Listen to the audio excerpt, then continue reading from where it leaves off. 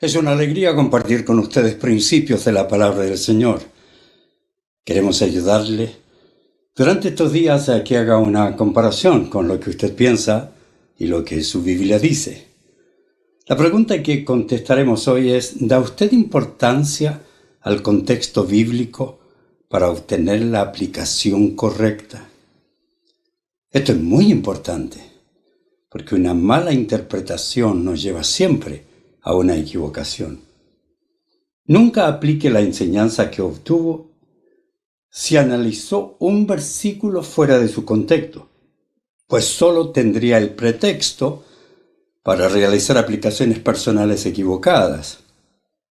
Nuestro deber es interpretar los versículos en su contexto para obtener la verdad que soberanamente por Dios ha sido revelada.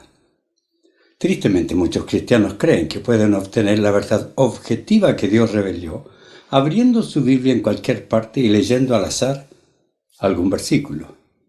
Eso no es posible.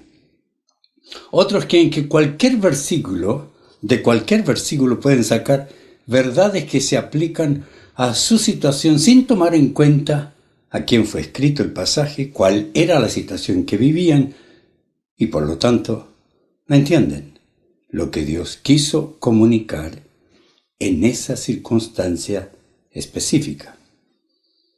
Otros creen que pueden leer cualquier versículo y de allí desprender la orientación para su situación, porque el Espíritu de Dios siempre les ayudará a entender la verdad que ha sido revelada y que, con su ayuda, no podrán obtener ideas fuera de lo que la Escritura está revelando. Pero eso no es verdad.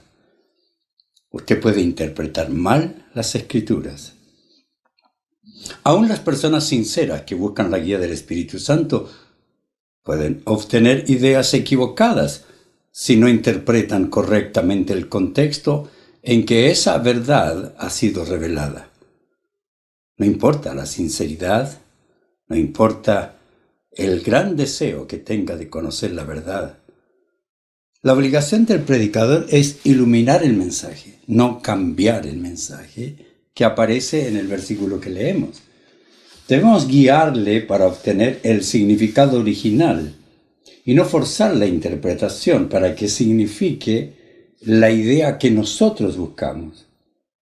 Iluminar es darnos luz para entender la revelación, no darnos una nueva revelación.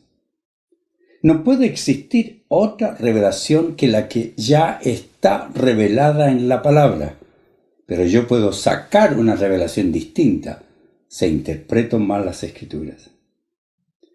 Con el cierre del canon se cerró la posibilidad de agregar más revelación a lo que Dios decidió que era esencial que conozcamos. Dios no se revela totalmente en las Escrituras, sino lo que Él cree que es suficiente que nosotros entendamos. Mediante la iluminación que el Espíritu realiza del texto bíblico y su revelación divina, nosotros podemos adquirir el conocimiento que está revelado en su palabra y así elimina las sombras y la oscuridad de la ignorancia que está en nuestra mente. Ese es nuestro trabajo como predicador, interpretar correctamente las Escrituras para que la Biblia diga lo que Dios quiso que nosotros digamos. Quisiera hablar un poco acerca de la importancia radical del contexto. El contexto es el entorno lingüístico del cual depende el sentido y el valor de la palabra o frase o declaración que intentamos comprender. Las palabras, ideas y pensamientos unidos forman un todo que debe ser comprendido para entender la declaración que interpretamos. El contexto en que se encuentra un versículo, un pasaje bíblico, es esencial para comprender su significado. Debemos dar importancia crucial al contexto por estas importantes razones. Voy a darle algunas razones por qué el contexto es muy importante. Una cosa es hablar de una guagua en Puerto Rico, otra cosa es hablar de una guagua en Bolivia o en Chile. En Chile es un bebé, en Puerto Rico es un microbús. Así que primero, el contexto muestra las condiciones expresadas o implícitas que limitan la aplicación del versículo. No todo versículo se puede aplicar a toda circunstancia. El contexto en que se encuentra nos ayuda a entender la extensión y las limitaciones de la aplicación. Por ejemplo, observe Filipenses 4:19. Dice: y este mismo Dios, quien me cuida, suplirá todo lo que necesiten de las gloriosas riquezas que nos ha dado por medio de Cristo Jesús. La interpretación común y más popular es que a todo cristiano nunca le faltará nada y que cuando tiene dificultades y problemas por cualquier situación, puede clamar a Dios y Él le dará todo lo que necesita. Pero el contexto no permite esa interpretación. Observe bien Filipenses 4:15 al 19, que es el contexto mayor en que aparece ese versículo. Pablo está diciendo: como saben, filipenses, ustedes fueron los únicos que me ayudaron económicamente cuando les llevé la buena noticia por primera vez. Lindo, ¿no? Ustedes fueron sensibles y los únicos en medio de todo lo que ayudé que me ayudaron económicamente cuando les prediqué el Evangelio. Y luego dice: seguí mi viaje desde Macedonia. Ninguna otra iglesia hizo lo mismo. Incluso cuando estuve en Tesalónica, ustedes me mandaron ayuda más de una vez. No digo esto esperando que me envíen una ofrenda. Más bien quiero que ustedes reciban una recompensa por su bondad. Por el momento, tengo todo lo que necesitan, y aún más.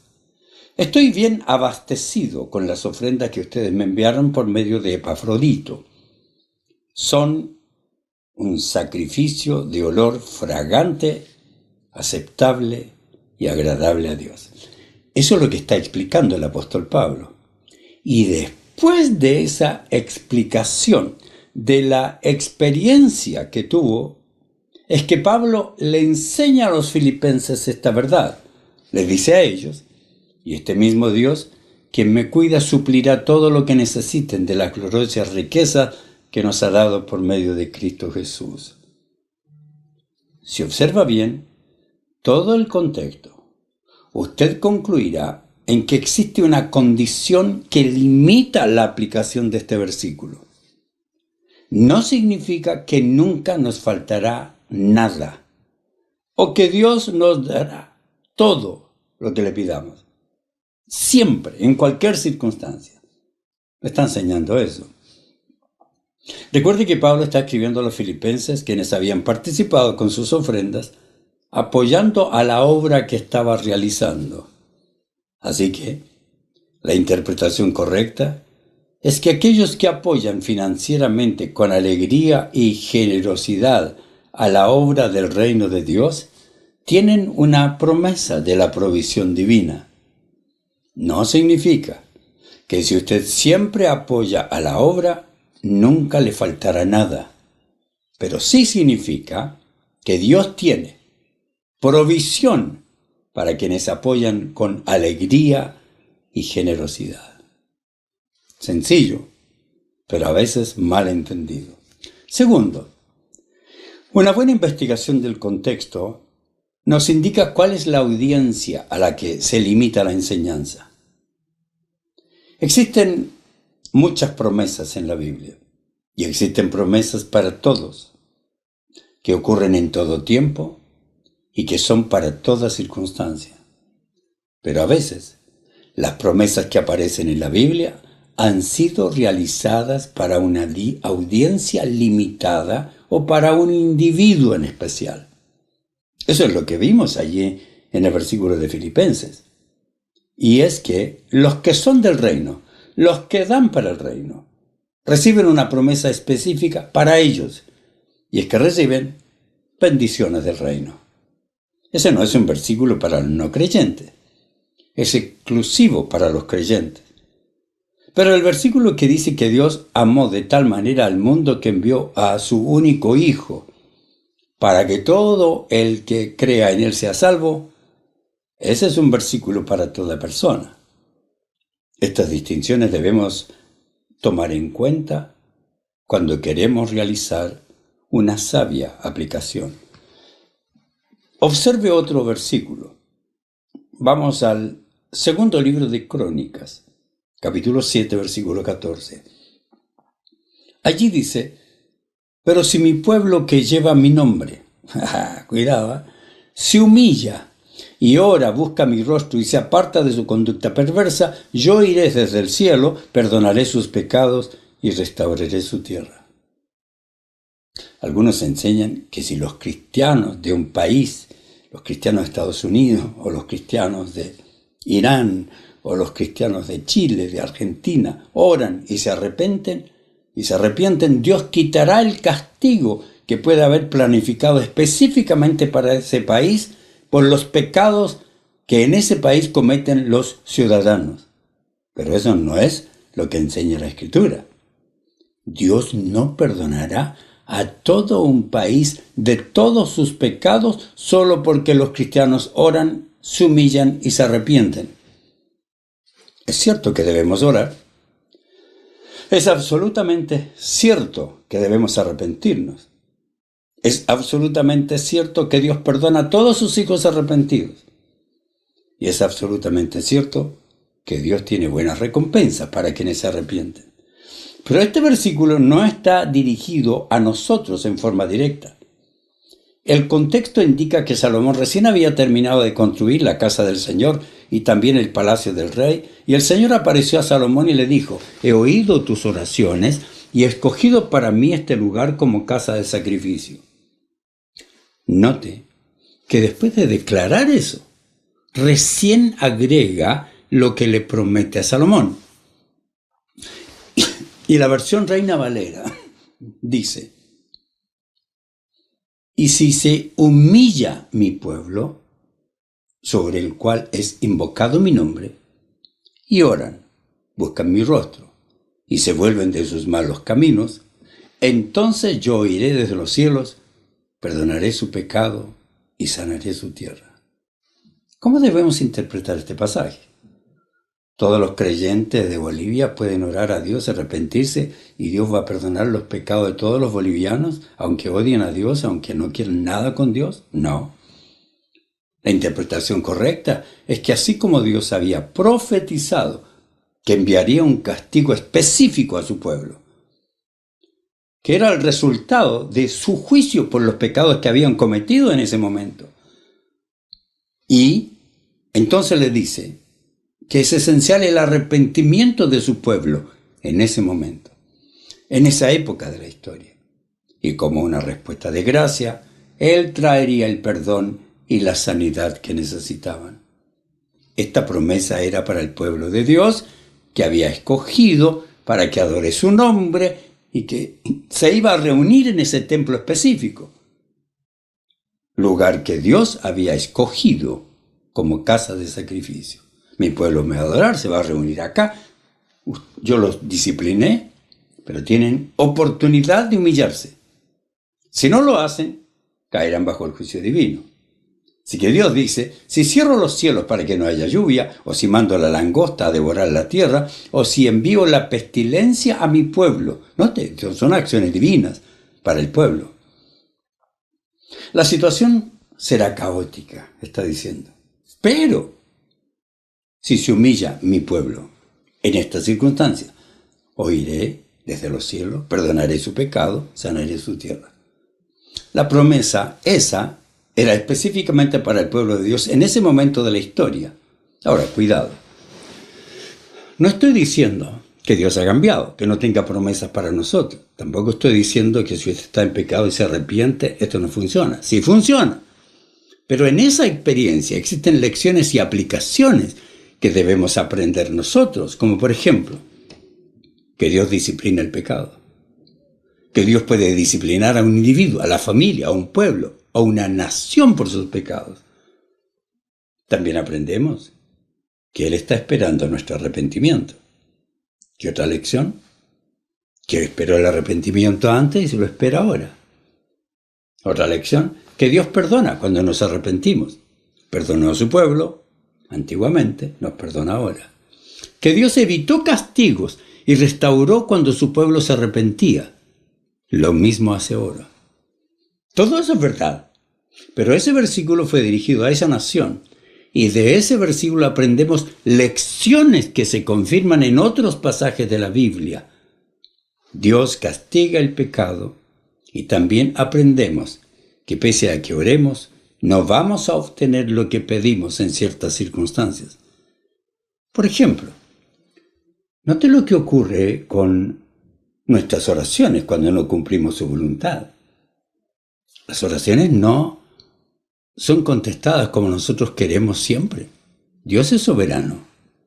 Además, Él observa nuestra vida. Observa lo que escribe Pedro en su primera carta, capítulo 3, versículo 7. De la misma manera, ustedes, maridos, tienen que honrar a sus esposas. Cada uno viva con su esposa y trátela con entendimiento. Ella podrá ser más débil, pero participa por igual del regalo de la nueva vida que Dios les ha dado. Trátenla como es debido, para que nada estorbe las oraciones de ustedes. Dios observa todo, observa nuestro corazón, nuestra sinceridad, nuestros pecados, nuestros aciertos.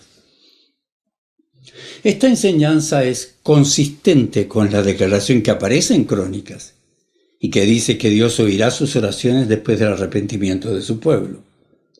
Dios espera nuestro arrepentimiento. Él va a responder como Él quiere, siempre positivamente, cuando nos arrepentimos.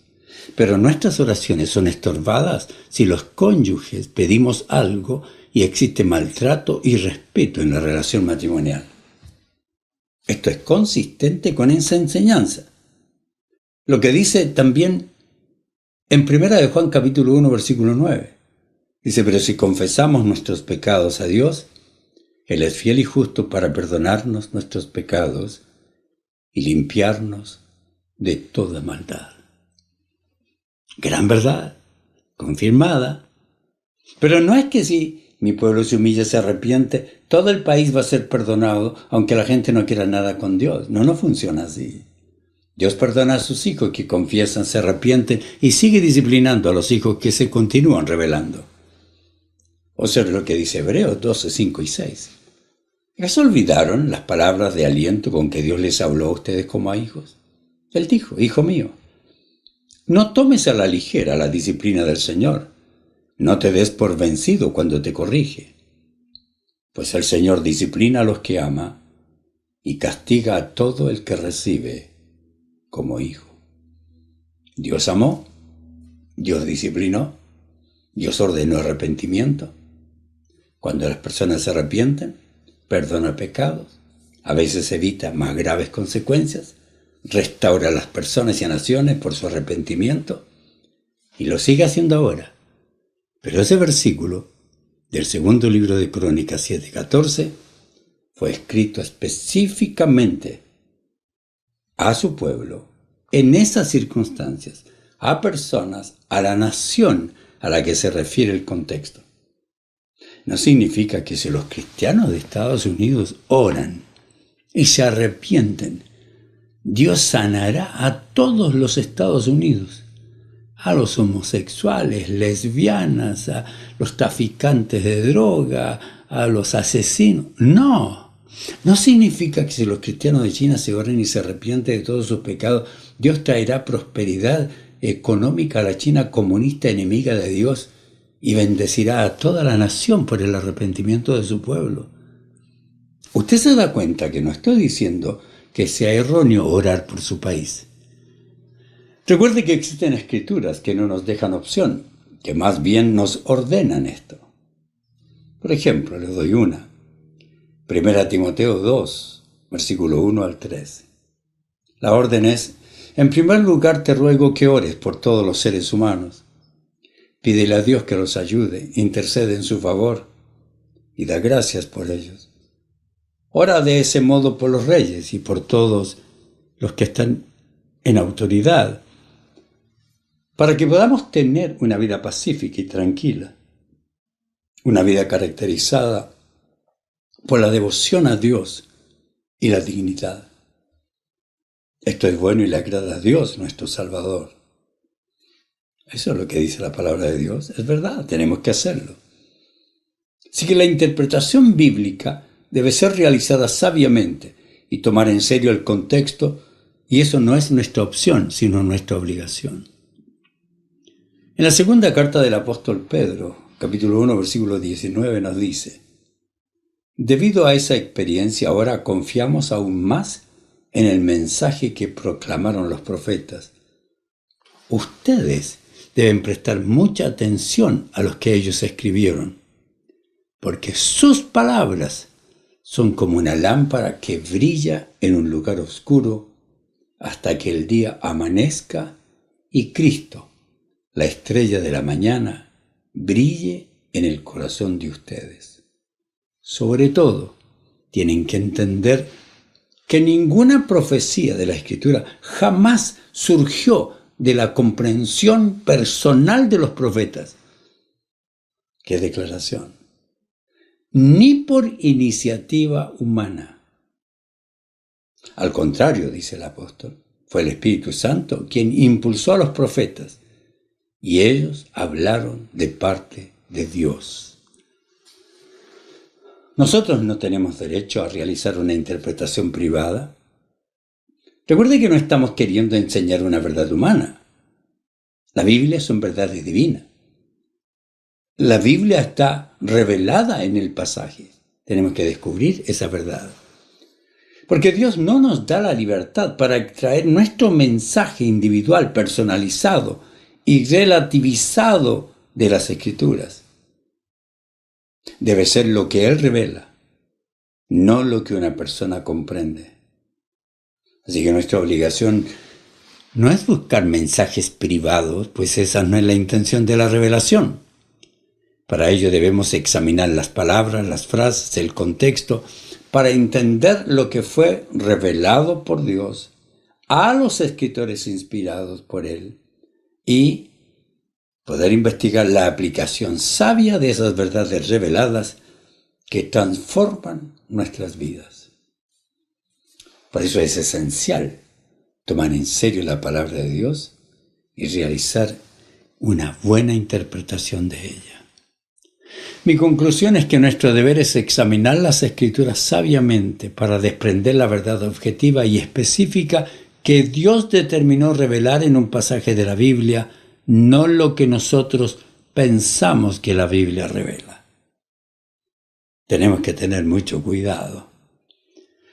Entonces, ¿cuál debe ser nuestro compromiso? Señor, me comprometo a realizar una interpretación correcta de las Escrituras, evitando tomar textos fuera de su contexto y depender de maestros bíblicos bien preparados para que me enseñen lo que no he entendido. Esto es lo que debemos hacer.